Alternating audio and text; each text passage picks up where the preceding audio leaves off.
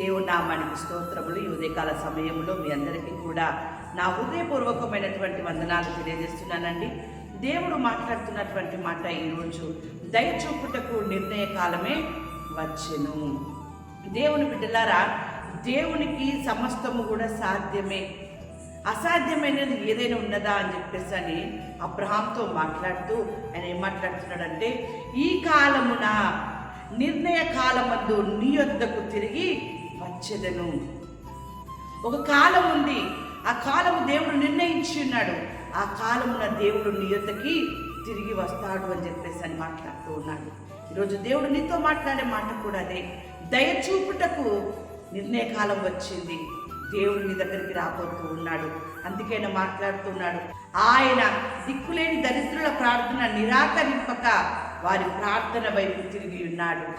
ఈరోజు దేవుడు నువ్వు ఏ రీతిగా ప్రార్థన చేసి ఉన్నావో, ఏ రీతిగా నువ్వు మొరపెట్టి ఉన్నావో, నీ ప్రార్థన వైపు తిరిగి ఉన్నాడు. దేవుని ఇతర అబ్రాహాముతో మాట్లాడుతున్నాడు కదా, నిర్ణయ కాలమందు నీ యొద్దకు తిరిగి వచ్చెదను.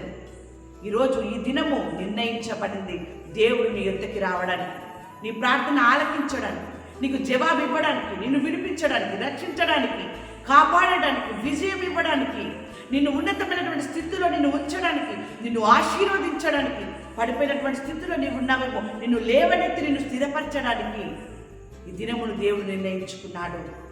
దేవుని యొక్క వాక్యం సెలవిస్తుంది. ఈ దినమున కీర్తనలు 102వ అధ్యాయము 13వ వచనములో, నీవు లేచి సియోనును కరుణించెదవు, దాని మీద దయచూపుటకు కాలము వచ్చెను, నిర్ణయ కాలమే వచ్చెను.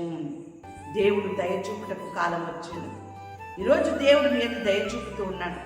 చాలా రోజుల నుంచి ప్రార్థన చేస్తూ కనిపెడుతూ ఉన్నారా?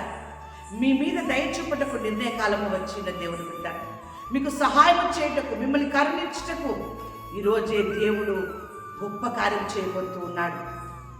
నువ్వు నమ్మినట్లయితే ఈ అద్భుతాన్ని, ఈ కార్యాన్ని నువ్వు చూస్తావు. ఎందుకంటే దేవుడు నీ ఎడల దయచూపుటకు ఈరోజు నిర్ణయించుకున్నాడు. నీ మధ్యన ఉండడానికి, నీతో మాట్లాడడానికి ఆయన ఈరోజు నిర్ణయించుకున్నాడు. దేవుని బిడ్డ నీ వైపు తిరిగి ఉన్నాడు, నీ ఎద్దకి వస్తూ ఉన్నాడు.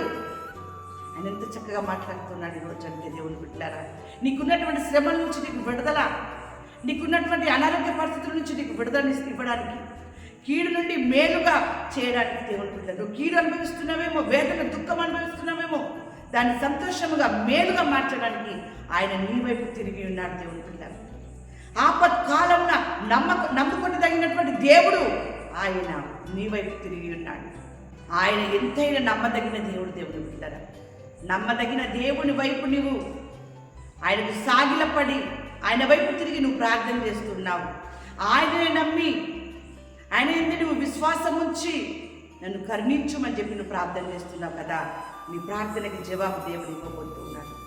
నీ పైన దయ చూపి నీకున్నటువంటి సమస్య నుంచి, ప్రతి విధమైనటువంటి స్థితి నుంచి ఆయన నీకు విడుదలని ఇవ్వబోతున్నాడు. దేవుడు బిడ్డలారా, ఆ రీతిగా దేవుడు దయచూపుటకు కాలము వచ్చింది. అది నిర్ణయమైందంట. అది ఈ దినమే. దేవుని బిడ్డలారా, ఏ రీతిగానైతే అప్పుడు శారాకు కుమారుడు కలుగునని చెప్పేసి అని వాక్యం సెలవిచ్చిందో, ఈరోజు దేవుడు కూడా నీకు శుభము కలుగుతుంది, నీకు ఆనందం కలుగుతుంది, నీకు ఆశీర్వాదం కలుగుతుంది అని చెప్పి మాట్లాడుతున్నాడు. అటువంటి కృపా భాగ్యము ఇప్పుడు ఎల్లప్పుడూ మీకు, మీ కుటుంబానికి నిండారుగా ఆయన దయచేసి మిమ్మల్ని ఆశీర్వదించునుగాక. ఆమేన్.